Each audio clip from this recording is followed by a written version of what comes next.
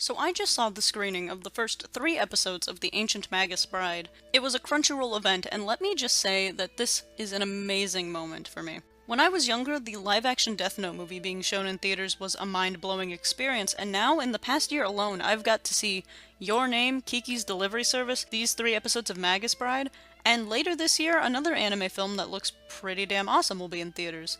I want to see more Japanese animation hit the big screen over here because a lot of anime movies coming out now have been pretty dang amazing. But let's get to the video here. Magus Bride. But before I talk about that, there is just one more thing. Before the screening of these episodes, there was something else. Something important. Crunchyroll is making its own original anime series, Children of Ether.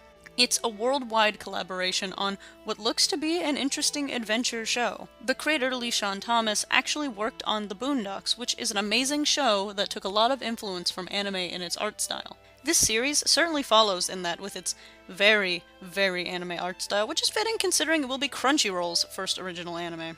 A major part of this show will be the characters. A large portion of them are people of color, and this is exciting. There aren't a lot of anime that feature characters with darker skin tones for a lot of reasons. Now, from the promo that was shown, the art looks pretty great, and the character designs are really fun and well thought out. However, the pacing was sort of distracting in this first promo episode.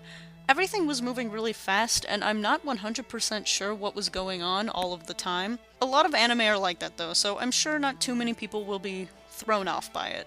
Overall, I am excited for this project to finish and be released. Now, Magus Bragus. Earlier, we were given a 3-episode prequel to The Magus Bride, showing us some of Chise's past, and honestly, I was blown away by it. The animation was so beautiful, and I didn't really expect anything less from the people who made Attack on Titan and Cabaneri. I had no idea we'd be getting a series, and honestly, I thought they were just making an OVA since the manga was super popular, and I'm happy to be wrong.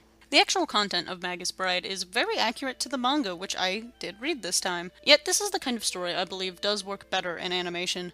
There's a lot of magic use, and it's hard to draw still magic. Possible, and it can look good, but magic always feels better when the little specks of light are actually floating around, and when you can see the crystals grow and change and make colors. It's just cool. Magic is cool and fun and cool and awesome because it's magic. So, The Ancient Magus Bride is the story of a girl named Chise who can see magical creatures that no one else can. When she was younger, her mother killed herself, sending Chise into a depressive state only made worse by the things she was seeing. She was shuffled around by family members, knowing none of them really wanted her around, until she sold herself into slavery. She was gonna be sold off to the highest bidder when a mage with a skull head buys her for an outrageous sum and makes her his apprentice. The story is then taken in a very whimsical direction, showing off magic and dragons and fairies. The skull-headed mage Ainsworth is an interesting character considering he isn't human and we also have no idea how old he is. From the way other characters talk about him, it makes it seem like he's very powerful and maybe someone to be feared, but Chise, and extension the audience, don't really see that yet. Chise as a protagonist is pretty great. She does have a sort of chosen one aspect, but in these episodes it's only really referred to in very simple terms and implied that she might be important in the future. But right now, whimsy! Chise's garbage past is her point of growth in the story so far, as she learns to accept Ainsworth's kindness and warmth towards her. He calls her family when he brings her to his home, and watching her learn to accept that kindness and love is just aww.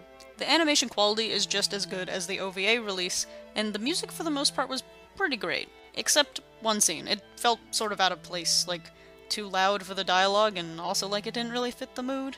The character designs are also all very spot on, and look a lot like the manga. Chise especially looks very beautiful, and the work they did on her eyes for close-up shots was just yes. It's sort of reminiscent of another detailed close-up eye shot, but hey, I'm not gonna complain, I love me some eyeballs. These first 3 episodes have me excited for the rest of the show, and when it comes out in October, you can bet your ass I'll be watching it. And also Children of Ether. If you want to watch the prequel episodes, they are available on Crunchyroll for free and completely legal. Both the shows I talked about will also be available on that service, so keep your very detailed eyes peeled for it. Thanks for watching everyone, and tell me what anime you're looking forward to down in the comments, and also subscribe for some more amazing anime content.